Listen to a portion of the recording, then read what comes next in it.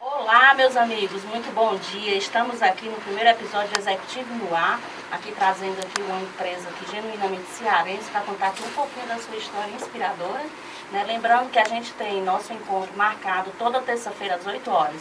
E aí, Romi? Bom dia! Eu sou o Romi, estou aqui junto com a Léa, iniciando o nosso primeiro programa.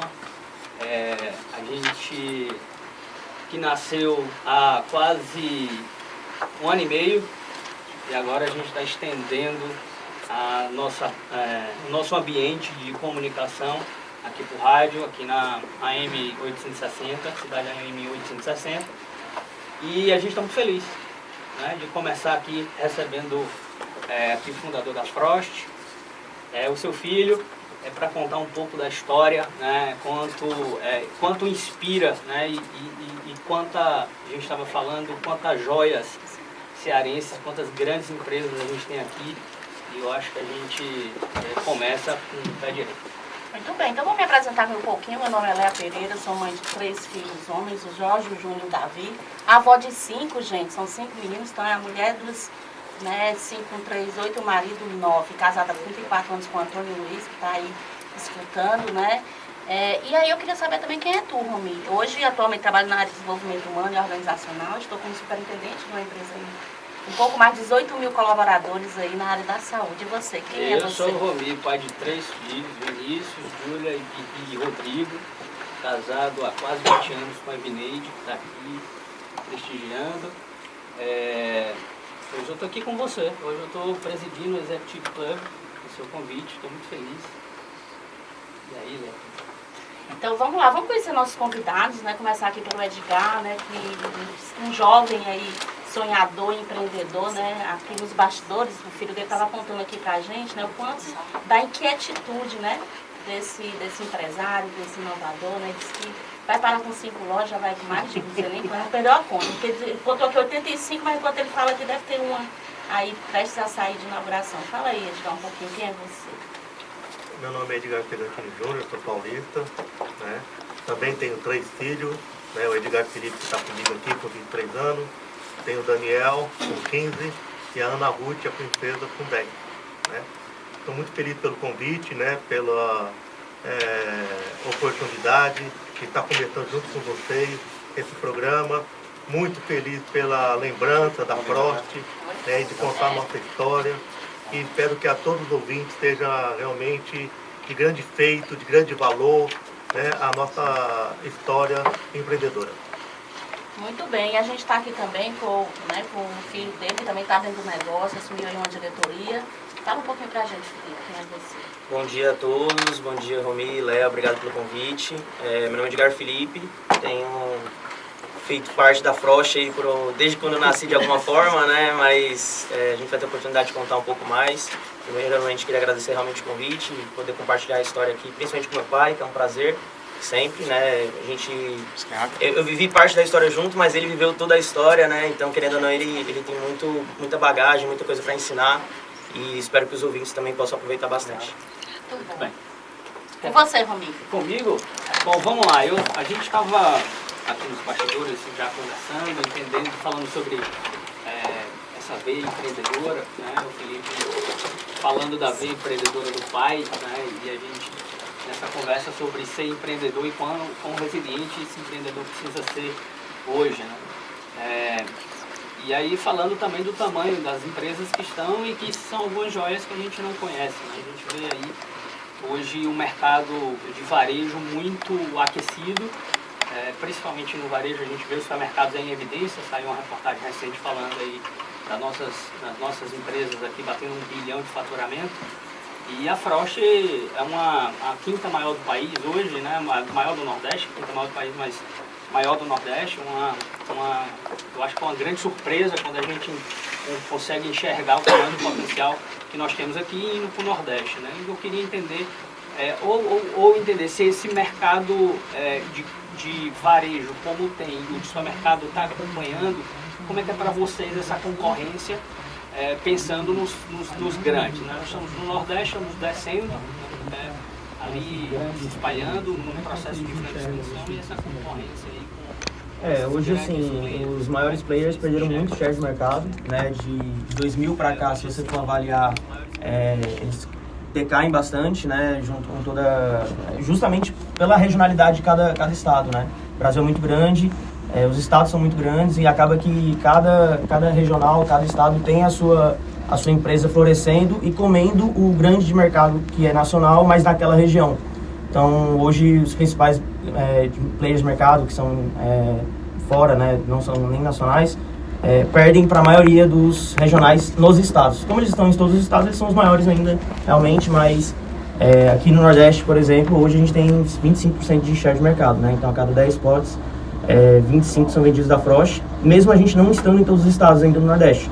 É um grande feito, principalmente concentrado no Ceará, mas a gente atende hoje Ceará, Maranhão, Piauí, Pernambuco, Paraíba, Rio Grande do Norte. Então a gente tem um desafio muito grande pela frente, tanto com os players grandes realmente, né, os nacionais, mas principalmente com os regionais. A gente acredita que essa regionalização é muito importante e, querendo ou não, é um desafio, ao mesmo tempo um alívio, porque a gente sabe que o nosso foco é o Nordeste e a nossa visão traz muito isso, né? Essa é a marca mais lembrada e mais consumida do Nordeste. A gente já é mais consumida e a gente está na missão ainda de buscar ser a mais lembrada também.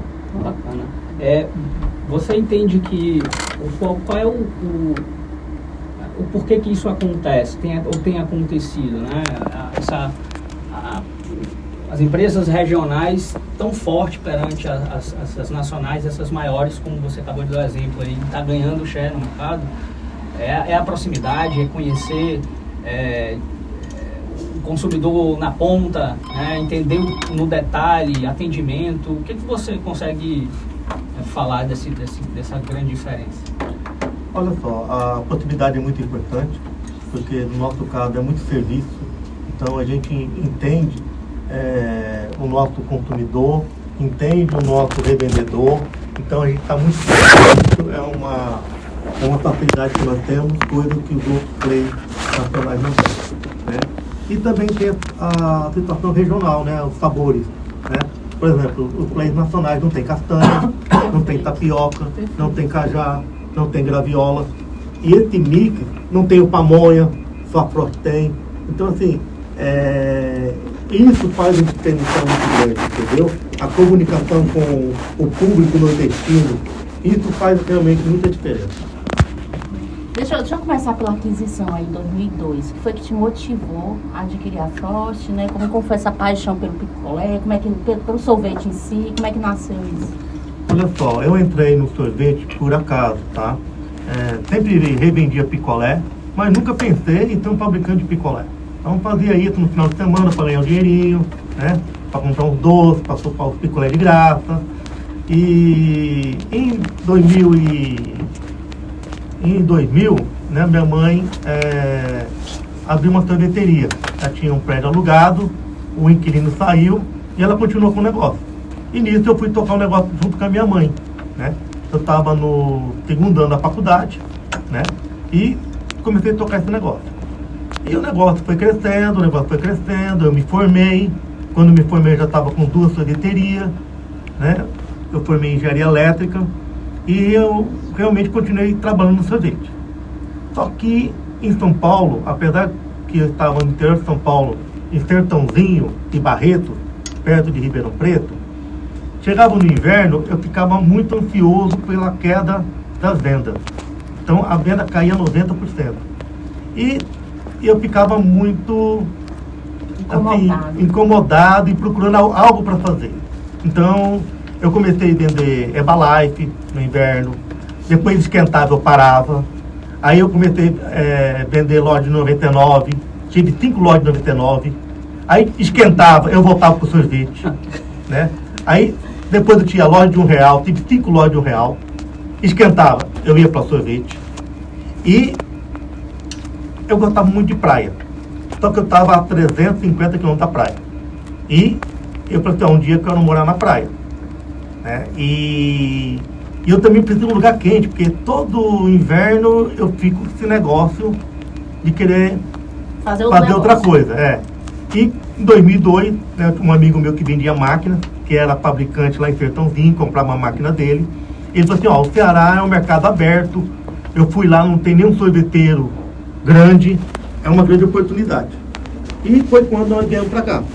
Nós já sorteamos uma indústria em 2002, fiquei por 3 anos e meio nessa empresa, e depois eu vendi minha parte, né? Fui em São Paulo, vendi minha empresa lá e vim aqui e comprei a Frost. Então isso já foi em 2006. Né?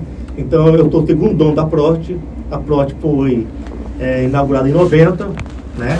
E em 2006 eu comprei a Frost e já faz 18 anos que eu estou na Frost. E a Frost tem 34 anos. Né? E nisso, na época, a Frost estava com produto ruim, né? Não tinha qualidade, estava com dificuldade financeira.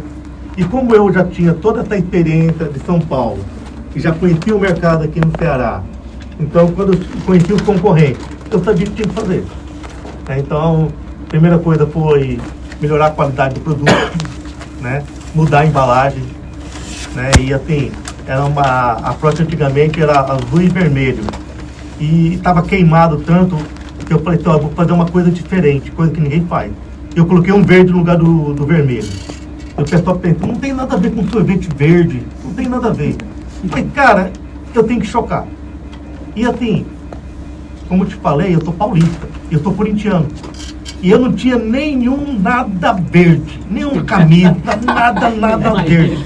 E assim, eu falei, cara, esse negócio de empreender, a gente não empreende pra gente, empreende pro cliente. Então não era a minha vontade que tinha que ser, ao meu costume, mas sim o que a empresa precisa. Então, eu falei assim, a empresa precisa de mudança. Nós temos que chocar isso. Então vai ser verde e acabou. E deu certo o verde. Maravilha. Hoje... E eu nasci palmeirense. Então... tinha alguma coisa aí. Quem contrariado. A gente não consegue fazer tudo na vida, né? Então, a gente mostra pro menino, mas ele tem ensina, mas não... Tá, e nessa história aí, a gente já tem perto de 30 anos que você está realmente, né, como proprietário, né, e dono dessa grande marca, certamente teve alguns sucessos e insucessos, né? Gostaria de compartilhar algum insucesso nessa trajetória, depois um grande sucesso, porque o verde aí deu sucesso, né? Com certeza. Olha só, a luta é todo dia, sabe? E o insucesso está na sua porta a toda hora. Mas existe uma coisa que eu nunca tive medo, apesar de ficar receoso, mas não medroso, e nunca tive medo de errar, apesar que a gente erra várias vezes, mas sempre sabe que vai dar certo. Então, eu chegava e falava assim, vai dar certo.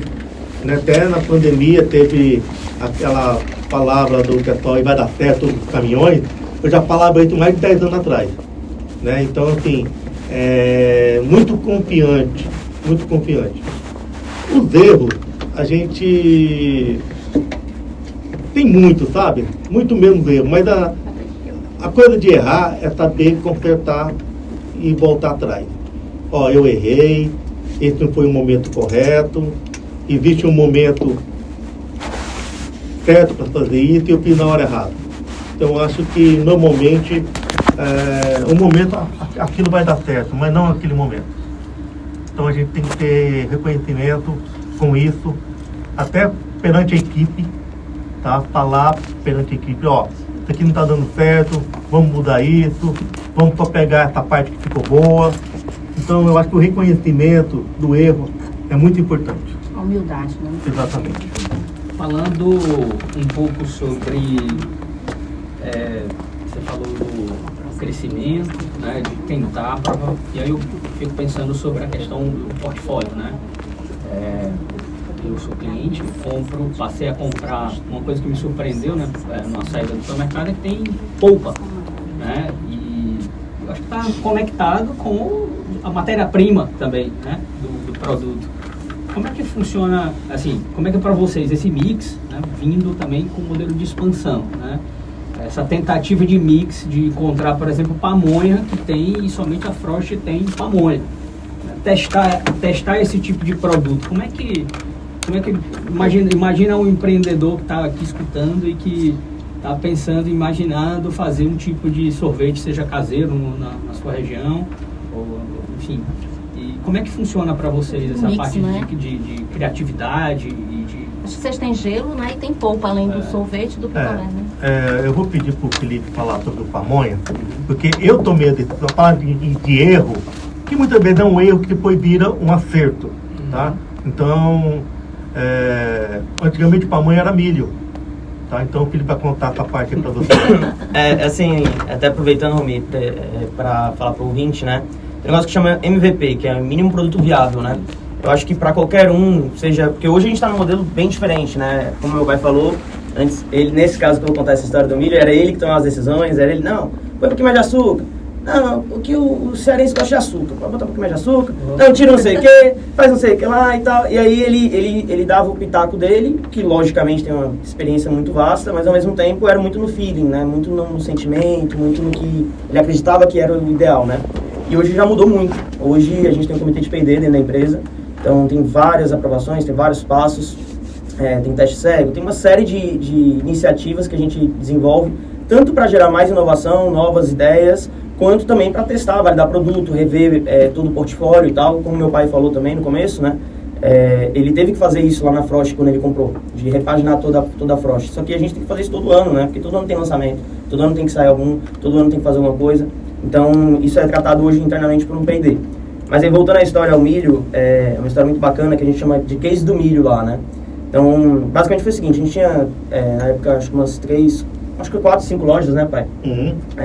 E aí, um dia, eu era o responsável pelas lojas, né? Então, eu fazia rota, recolhia caixa, depositava, cuidava da escala, fazia tudo dentro da loja, né? E aí, um dia, eu cheguei na loja da Washington, e aí cheguei para uma funcionária antiga que tinha lá, e ela, assim, quase que me xingou, né? Falando assim, Felipe, faltou, não tem milho mais, picolé de milho não tem. Aí eu, como assim? Não tô entendendo e tal. Não, disseram na fábrica que não vai produzir mais milho. E é isso aí, é inaceitável, porque o milho é muito bom e não sei o que. E tem um cliente, Felipe, tem um cliente que vem aqui na loja só comprar milho. Ele só compra picolé de milho e vai embora. E ele compra tipo 50 picolé de milho e vai embora. E não vai toda semana. Aí eu, cara, mas não é possível, velho. Quem que compra milho, cara? Realmente não deve vender nada, né? Eu pensando, pô, cara, picolé tem tantas opções, picolé de milho, deixa eu entender. Aí cheguei na empresa e tal, fui falar com meu pai, que história é essa? Vai acabar com o picolé de milho e tal? Aí ele, não, o menino chegou aqui e disse que tinha acabado a embalagem, aí perguntou por que tinha que comprar de novo, porque o estoque mínimo é baixo, não sei o que, dá produção de 6 meses. Eu decidi parar, não vende nada. Aí parei o produto. Aí eu, pô, pai, tu tomou uma decisão assim, cara. Escutou meu cliente? Pô, né? Tipo assim, mas qual é o dado? Aí na época a gente já tinha um BI, né? Uma forma de ver os resultados, tudo online e tal, muito preciso. E dentro das lojas a gente já tinha essa iniciativa muito forte.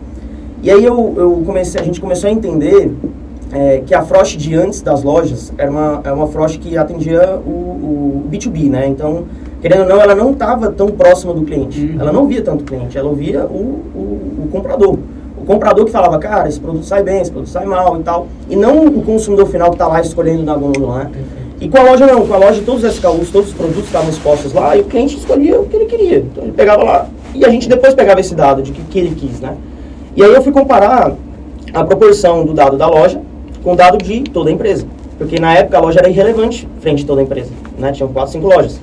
E aí, nessa época, era tipo assim, morango e chocolate, que era da mesma linha, né? Morango era 10 unidades, chocolate 10 unidades, por exemplo, e o milho era 2.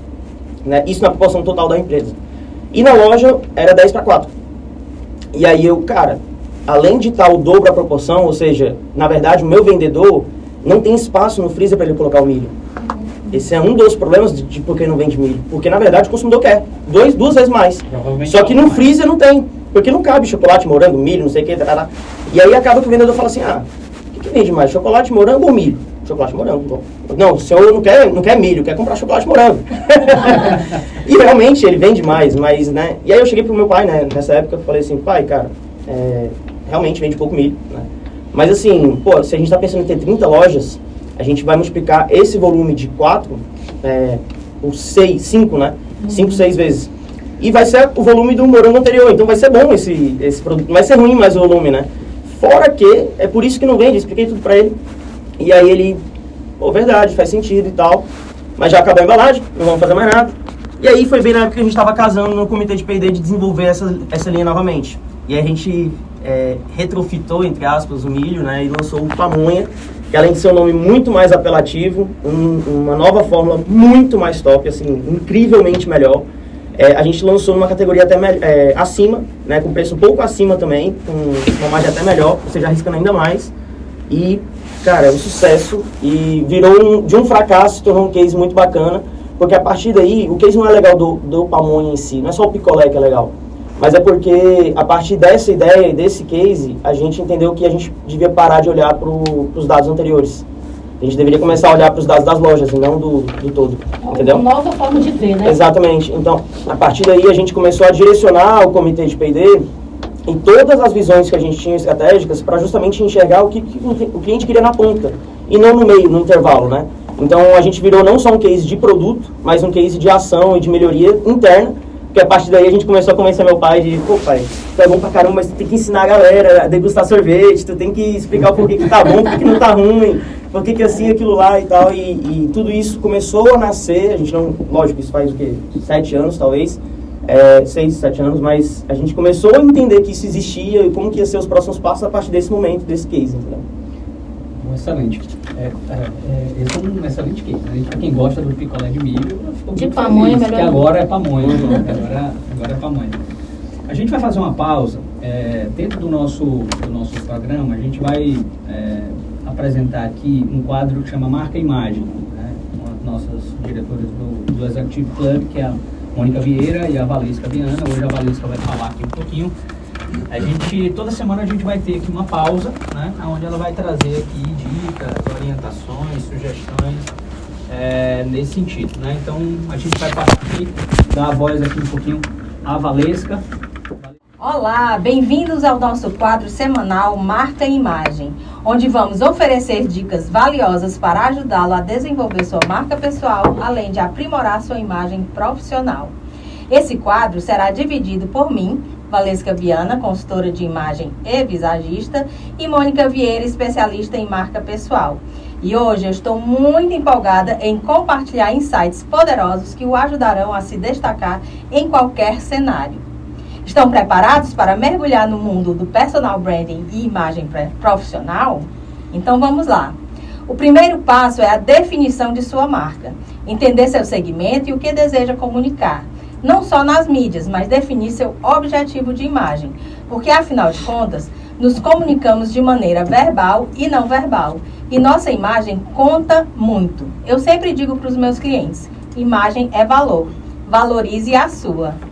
Outro dia, uma pessoa até comentou que estava em um chat no LinkedIn.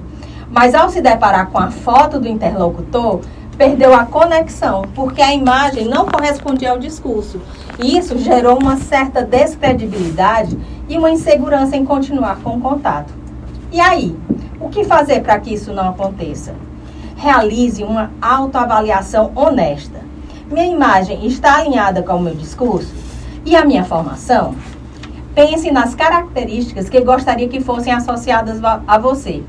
Uma pessoa que transmite, eu quero transmitir credibilidade, segurança, seriedade, ou eu quero transmitir leveza, empatia, enfim, qual é o seu objetivo de imagem? Sobre qual assunto você espera ser reconhecido como autoridade? Anote todas essas observações e trabalhe nelas, porque afinal de contas, todos nós queremos ser uma pessoa marcante, positivamente, né? Agora que você pensou na sua imagem e identidade, vamos falar sobre como expressá-la visualmente. Desde que sua aparência até a presença online, cada detalhe conta. Busque sempre causar uma boa impressão, seja em qual contexto for, seja ao cumprimentar um porteiro ou se apresentar para uma plateia. Construa hábitos que sejam relevantes para a sua imagem. Autocuidados pessoais sempre em alta. Desenvolva um guarda-roupa que reflita a sua personalidade e objetivos. Mas, primordialmente, se vista de acordo com o seu ambiente de trabalho ou com os eventos corporativos que você frequenta. Essa é uma das dicas que eu mais valorizo. Ao escolher uma roupa, evite aquelas mais chamativas. Deixa isso para o seu lazer, para as suas atividades pessoais. Escolha sempre tons neutros e preste atenção na arrumação dos seus cabelos. Para as mulheres, o ideal é uma maquiagem mais leve, mais suave.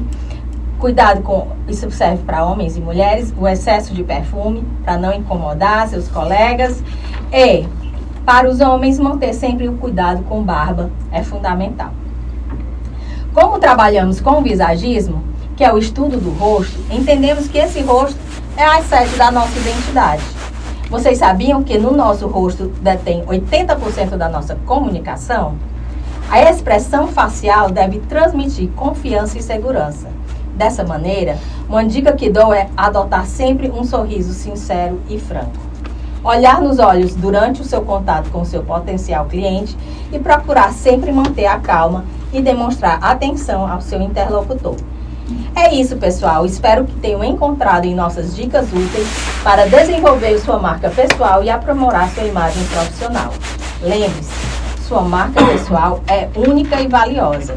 Então, vá em frente e brilhe com sua autenticidade. Até a próxima semana. A gente volta aqui para falar um pouquinho aí desse grande sonho, vamos colocar assim, né? Que o negócio não deixa de ser um sonho, né?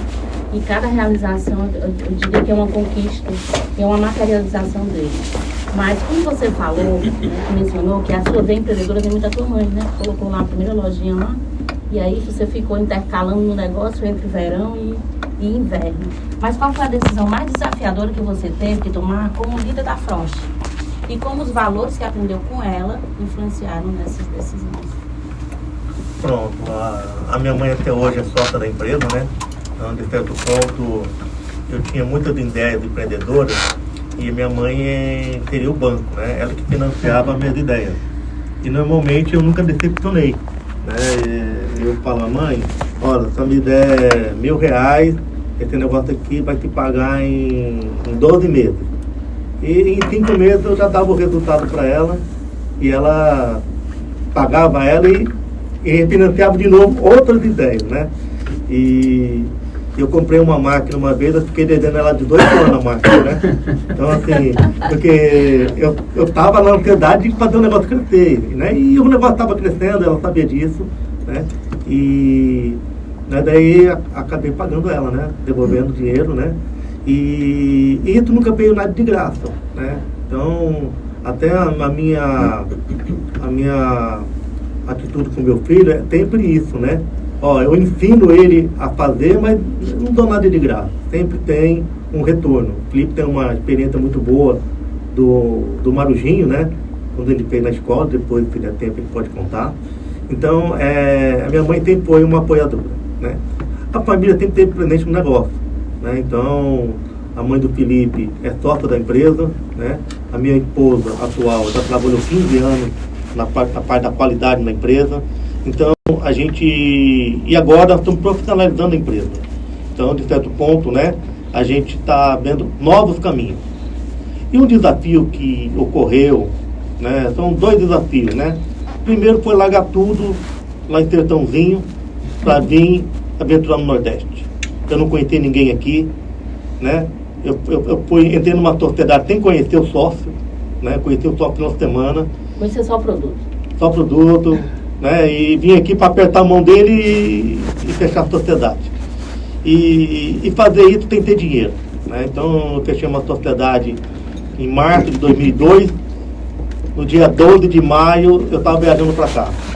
Financiei tudo e entrei, dei o carro no negócio, dei tudo que eu tinha no negócio para entrar no negócio aqui, na época, aqui em Fortaleza.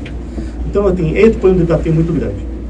Tem um desafio também dentro da empresa, que em 2015 eu tive que mandar muita gente embora. Então, eu mandei 30, 40 embora, que tinha...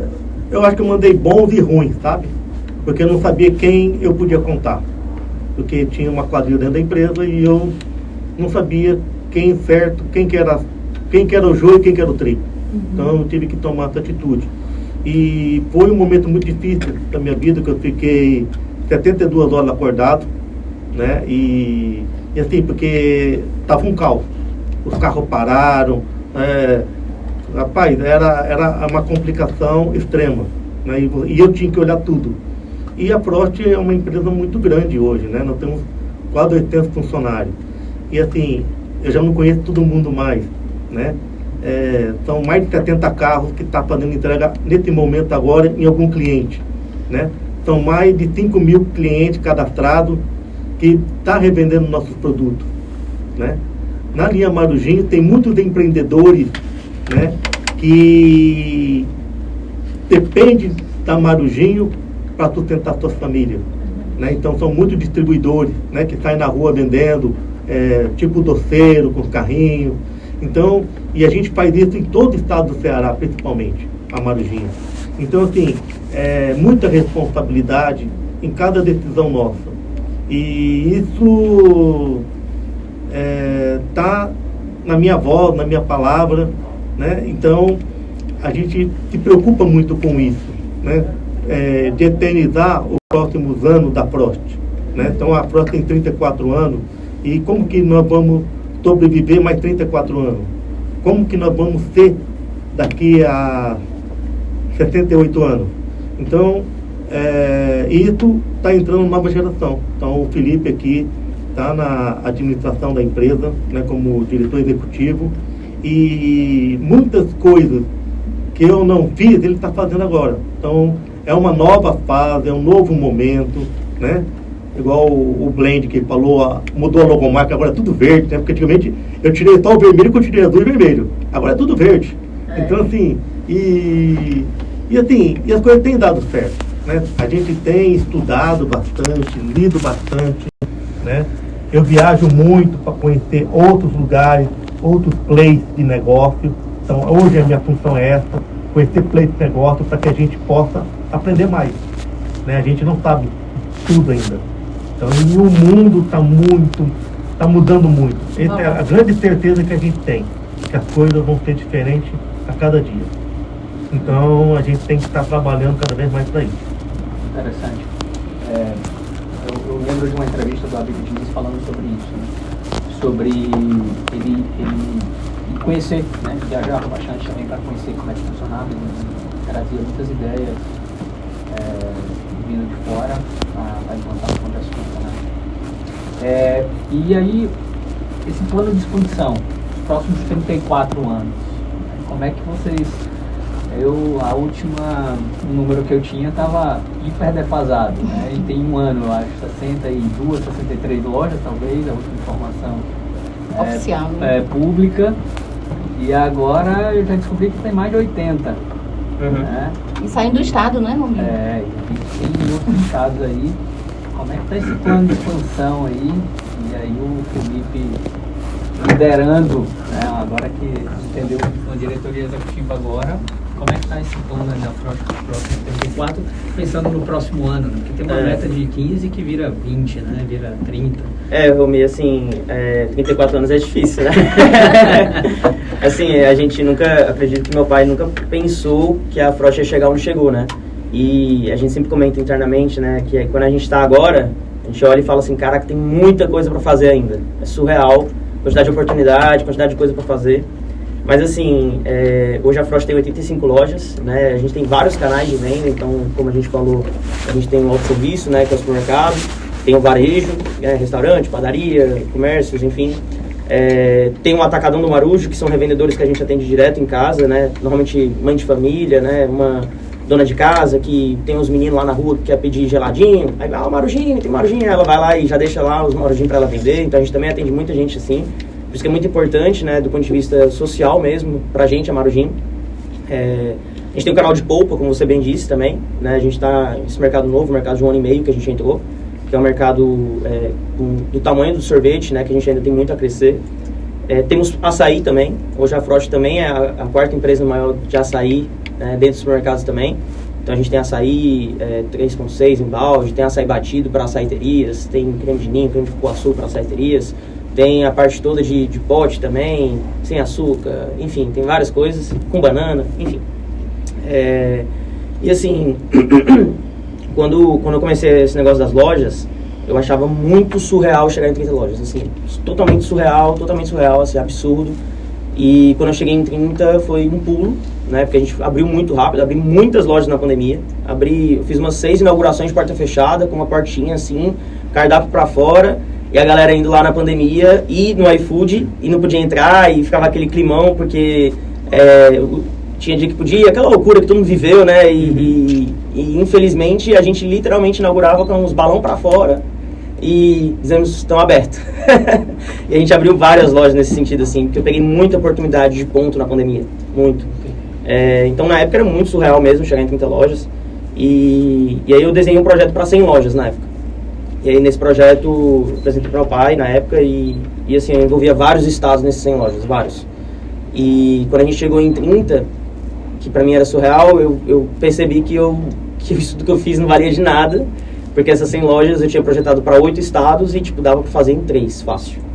E aí a gente meio que redesenhou esse projeto, e aí e a gente lá na empresa gosta de usar muita analogia, né? E assim, a gente, quando eu comecei a desenhar de novo, eu falei, cara, preciso buscar uma analogia. 100 lojas é muito padrão, todo mundo usa 100 lojas, nada a ver. E aí eu criei a analogia de 3 patinhos numa lagoa. A gente vai buscar os 3 patinhos numa lagoa, que é 222, 222 lojas. E aí já era um pouco mais ambicioso, e aí pra mim ainda é surreal chegar em 222 lojas. Só que hoje, com 85, a gente enxerga que é super possível, e nos mesmos estados que eu tinha desenhado as 100 lojas. Né? Então a gente não aumenta o número de estados, né? Pelo contrário, a gente vai adensar mais, entrar no interior. Tem muito interior que a gente ainda não atende no Ceará com loja, apesar de a Frost atender. Né? Então, assim, em projeção de lojas, a gente tem essa expectativa de chegar. E aí, outra loucura que na época era totalmente bizarro, mas eu acredito que a gente consiga chegar nesse marco em 2026, né? E justamente pelo número, né? 2, 2 e 6, que era 3, 2. Então, eu sou maluco nisso, entendeu? E eu falei, cara, é difícil, mas vamos fazer acontecer. Isso foi em 2022. E, assim, era impossível chegar nesse número, e hoje eu tô cada vez mais acreditando que é possível, sim, a gente vai conseguir. Fora isso, tem novos mercados, novas praças, né? A gente está entrando no Pernambuco, a gente entrou no ano passado, Paraíba esse ano, a gente está entrando agora em outros estados também, Alagoas, Sergipe, provavelmente ano que vem estamos na Bahia também já.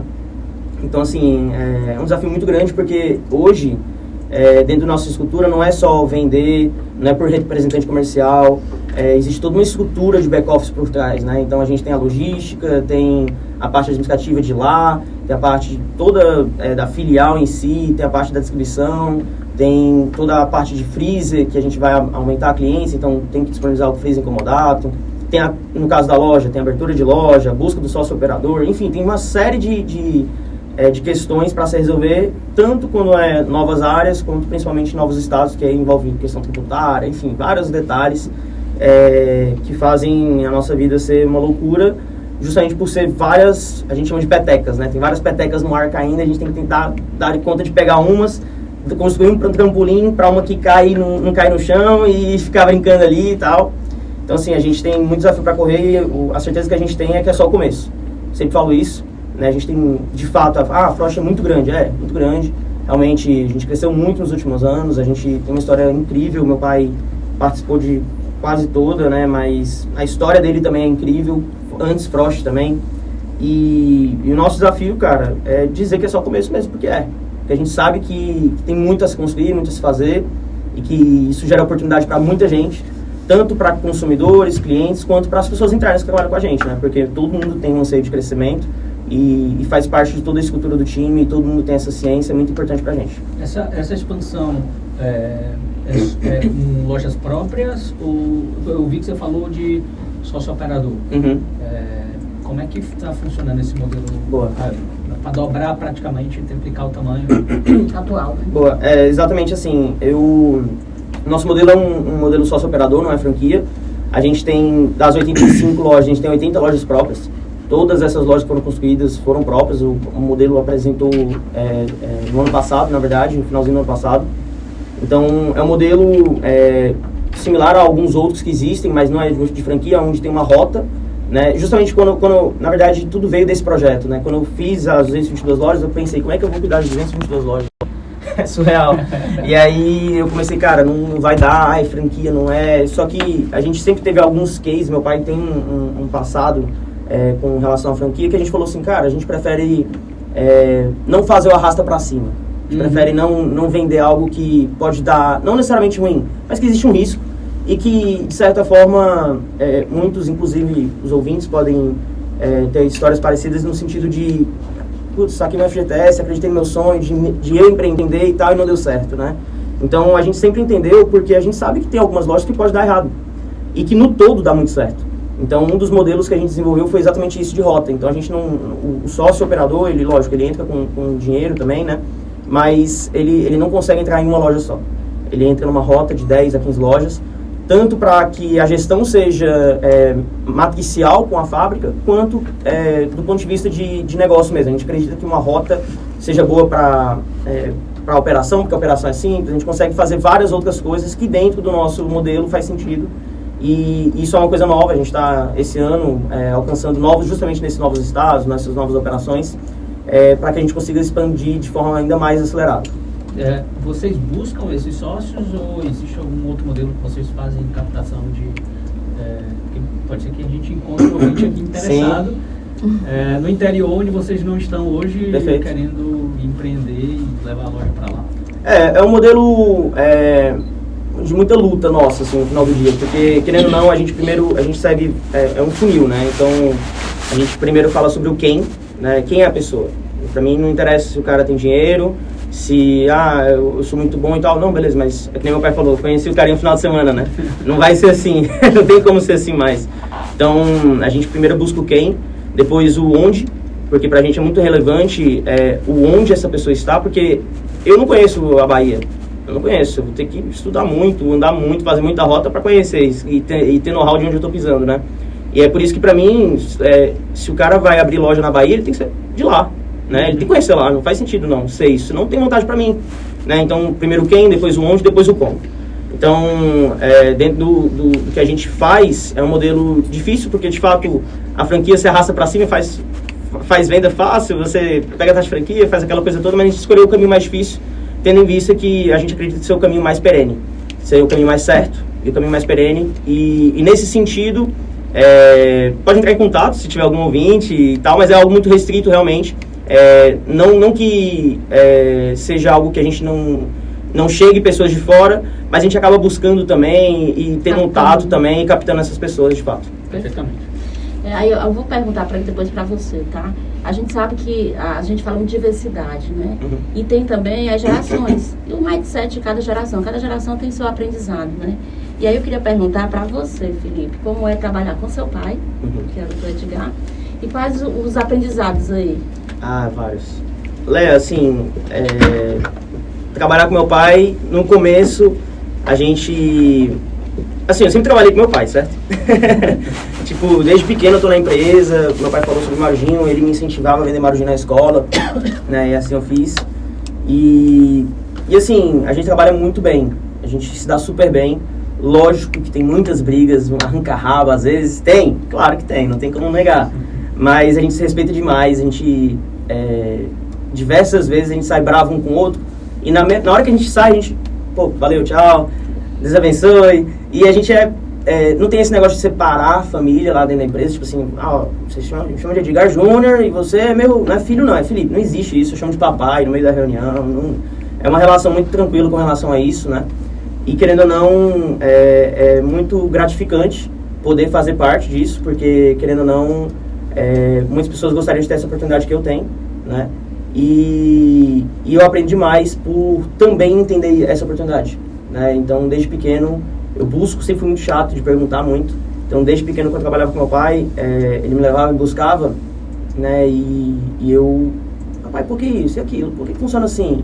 Mas isso aqui não podia ser assado? E eu enchi o saco mesmo. E era até, eu acho que interessante para ele, porque querendo ou não, ele entendia que eu estava empolgado, que eu estava querendo entender melhor, me aprofundar mais, né? E eu acho que a gente sempre se deu muito bem. E nessa sucessão, lógico, tem vários desafios, né, de geração, de negócio, de visão de mundo. E conciliar isso com a empresa em crescimento e tudo mais também é muito importante, né? Então a gente tem assessorias, a gente também conversa muito, a gente é muito alinhado. Então, todas as decisões, a gente pensa muito parecido. Então, isso facilita muito, mas também foi algo que a gente construiu. Foi algo que a gente diariamente, sempre, um nunca cortou o outro, nunca, né, nada que a gente não possa resolver, a gente deixa para depois. Então, assim, sempre foi algo construído e que eu tenho a honra de aprender muito com ele diariamente e de puxar dele também, porque ele não é um cara que ensina muito, sabe? Não, ele prende. Não é que ele prende, é que ele não percebe que ele tem muito a dar. E aí eu sempre, por quê, não sei o quê, e ele é um cara que acaba que, nas minhas perguntas, nos meus próprios vieses, acaba me direcionando, me guiando e ensinando todo mundo, porque é uma aula, né? Sempre. Se compete, E você, doutor Edgar, me diga aí, como é aí trabalhar com seu filho e Felipe, né? E qual é o aprendizado? O Felipe falou bem, né? A gente se dá muito bem e nós estamos muito alinhados no objetivo da empresa. Então, nós estamos lá para trabalhar com a empresa, não para fazer a minha vontade ou a vontade dele, porque realmente a empresa precisa. E não aquilo que a gente quer, o que é mais fácil. Então, muitas vezes ele me pega, papai, você está falando que você quer fazer desse jeito, porque é mais fácil fazer. Mas não é melhor fazer desse jeito? Mas dá mais trabalho. Então, nós vamos fazer essa. Então, é mais arriscado. Então, e a gente se alinha muito, né? E agora, como o mundo está muito em mutação e o Felipe está entrando mais na operação, o meu objetivo agora é estar fora da empresa. Então, eu estou tentando aprender a como viver fora da empresa, né? Trazendo coisas de fora para dentro da empresa. Porque o meu objetivo sempre foi de dentro para fora. Então, essa parte o Felipe está fazendo. Então, eu tenho que realmente me reinventar, né? Até porque a habilidade do Felipe, né, por mais que ele seja herdeiro, mas ele tem a capacidade intelectual para direcionar o trabalho a ser feito na parte operacional da empresa e na parte também estratégica. E eu vou ficar um pouco mais na estratégica, até para ele ter mais segurança para tocar a empresa no futuro. Muito bom. Muito bom. A gente está entrando aqui já na reta final da nossa conversa. Eu quero chamar a atenção, eu queria a permissão de voltar um pouquinho, que é a história do Marujinho. Né? Foi em 2009 a aquisição do Marujinho. Então, um ponto social importante que você trouxe. Né? Isso me chamou bastante atenção, porque ajuda muitas famílias. Né? Conta mais um pouco a história da decisão de comprar Marujinho. É um produto antigo, né? Bem conhecido. Mais popular também. Bem popular. Como é que foi esse processo? A história do Marujinho, ela começa bem antes, tá? Quando eu vim para cá em 2002, eu tinha uma indústria de sorvete lá em São Paulo, né? E quando eu vendi a empresa em 2006, a primeira empresa, eu voltei para São Paulo. E quando eu voltei com uma ideia de fazer o Marujinho em São Paulo, porque o Marujinho só existia aqui no Nordeste. Então, eu peguei e vendi a empresa em São Paulo, abri uma nova empresa para fazer o Marujinho lá, que chamava Tá Bonzinho. Tá? Então, como eu vi que esse produto era um produto aqui muito bom de venda, e São Paulo não tinha. Então, eu fui muito inovador. Vendi a empresa lá e trouxe as máquinas e comprei a Frost. Então, eu vendi todos os meus pontos de venda lá em São Paulo, peguei as máquinas que eu trouxe para a Frost e comprei a Frost. E nisso, eu comecei a vender Tá Bonzinho em São Paulo. E nisso, eu cheguei na fábrica, na Marujinho, conheci o dono, que é o Cláudio. Cláudio, você pode me passar a receita, alguma coisa assim, me dar alguma dica? Não, Júnior, aqui o pessoal está me copiando, eu não vou fazer isso não. Então, tudo bem. E a Frost comprava Marujinho para revender nos filhos, né? E continuei comprando. Um certo tempo depois, o Cláudio me liga: Júnior, eu estou me separando da minha esposa, ela tem 50% do negócio, e eu quero que você seja meu sócio. Porque você é o cara empreendedor, você levou a Frost para cima, tal, e você é um cara correto. Então eu peguei e comprei 50% a parte da esposa dele. Eu paguei a esposa dele e depois ele acabou vendendo a outra parte para mim. Então foi quando eu comprei a Marujinho 100%, né? E a Tá Bonzinho foi o maior sucesso no interior de São Paulo, né? O mesmo produto, né? Lá em São Paulo também. Eu acabei fechando a Tá Bonzinho em 2019. 18, né? 2 anos da pandemia, porque a minha mãe se aposentou. Aí eu falei assim, mãe, eu não volto mais para São Paulo, meu negócio aqui é o Nordeste, a frota está muito grande. Então vamos fechar a Tá Bonzinho. Eu peguei todas as marcas da Tá Bonzinho e trouxe para cá também, né? Então, assim, de certo ponto, foi muito importante o conhecimento da Marujinho, que transformou minha empresa em São Paulo, a Tá Bonzinho, né? Pelo conhecimento do produto aqui. Só complementando, a Marujinho na época era só o sachê, né? Uhum. Hoje a Marujinho não é só o sachê. Então, meu pai, em 2010, 11, desenvolveu o picolés também para a linha Marujinho. Hoje a linha Marujinho conta com mais de, acho que 15 picolés e 2 sundaes, né? A gente também tem sundaes na linha Marujinho. E é esse mix da Marujinho que atende os revendedores. Então, a gente tem 2 canais principais pela linha Marujinho, né? A gente tem o distribuidor, que de fato compra em grande escala, armazena os produtos em casa ou uma filial específica dele e vende para um revendedor que vende na praia, que revende em casa e tal. E eu atendo esse revendedor direto também, né? Então, como eu falei, a dona de casa que tem um menino lá, Marujinho, tia, Marujinho, não sei o que e tal. Mas também o Castelão, nos estádios. O Marujinho sempre está presente não só com o sachê, mas também os picolés. Né, e que também era uma inovação que meu pai trouxe, porque na época não tinha, apesar da Frost também ter. Então foi até uma concorrência entre ele, né? Foi um risco, mais uma vez, calculado, mas onde ele colocou um portfólio que a Frost já tinha, mas uma marca que ele tinha acabado de comprar também. Então, tem várias situações, decisões que foram tomadas depois dessa compra também, que fizeram a marca ser o que é hoje, apesar dela ser quase sinônimo de categoria para o sachê aqui no Ceará, né? Bom, gente, a gente está recebendo aqui até alguns recadinhos, né? Tem gente aqui perguntando como é que faz para trabalhar na Frost. Olha que legal. Olha a gente atingindo aqui o objetivo, né? De ter fã, né? A gente quer sempre colocar isso, né? Que a gente tem a responsabilidade de realmente trazer aqui empresas que a gente acredita, que tem uma história, que são sérias, que são idôneas e que, de certa forma, não é só o negócio, não é só o ganhar dinheiro, né? Eu costumo falar que toda empresa, quando a gente vai falar de lucro, ele é sine qua non, é o mínimo que a empresa pode ter retorno do capital investido. Mas ela é muito mais do que isso, né? Quando a gente pega todo o ecossistema, você falou em 800 funcionários, foi isso que eu ouvi, né? Isso são diretos, né? Porque a gente sabe que tem os produtores, né? Que aí tem as frutas que vêm, então aí quantos milhares de produtores não tem para fazer o picolé chegar aí na casa do consumidor, além do atravessador, né? Então, assim, agradecer aqui a audiência. Terça-feira a gente está aqui de novo, né? Terça-feira a gente está de novo. Com outro convidado, outro empresa cearense. Toda terça-feira às 8 horas. A gente quer agradecer demais a presença de vocês. É uma enorme surpresa. Estou muito feliz de conhecer a história de vocês e conseguir compartilhar. Espero que os ouvintes tenham gostado do nosso primeiro programa. Semana que vem tem mais, às 8 horas, aqui na Rádio AM 860, né? No Grupo Cidade de Comunicação. Obrigada, viu, gente? Obrigado a vocês. Obrigado.